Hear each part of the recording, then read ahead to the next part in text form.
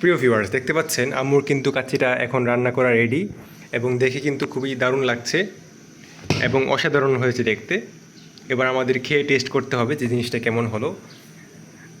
তো এইভাবে আম্মু এটাকে এখন ভালোভাবে নাড়িয়ে চাড়িয়ে সমস্ত কিছু মিশিয়ে এইভাবে এই প্লেটটার মধ্যে পরিবেশন করবে। আর সেই সাথে দেখতে পাচ্ছেন আমাদের যে ডেজার্ট আইটেমটা ছিল ফালুদা, সেটা কিন্তু ফ্রিজ থেকে আম্মু বের করলো ঠান্ডা করার পর। আর এইটা হচ্ছে খেজুর গুড়ের পায়েস, দেখতে পাচ্ছেন।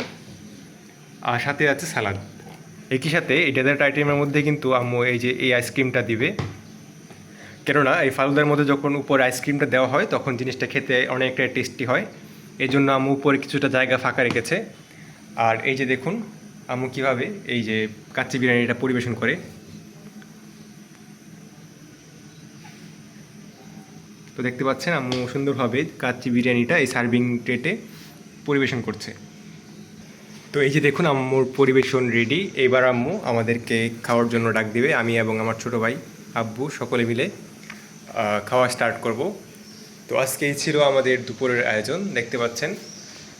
এখনই কিন্তু দেখে খেতে ইচ্ছা করছে। আর আইসক্রিমটা দেখতে পাচ্ছেন এখনও এটা মাত্র ডিপ থেকে নামানো হলো, যার জন্য জিনিসটাকে এখন পরিবেশন করতে হবে আম্মুর।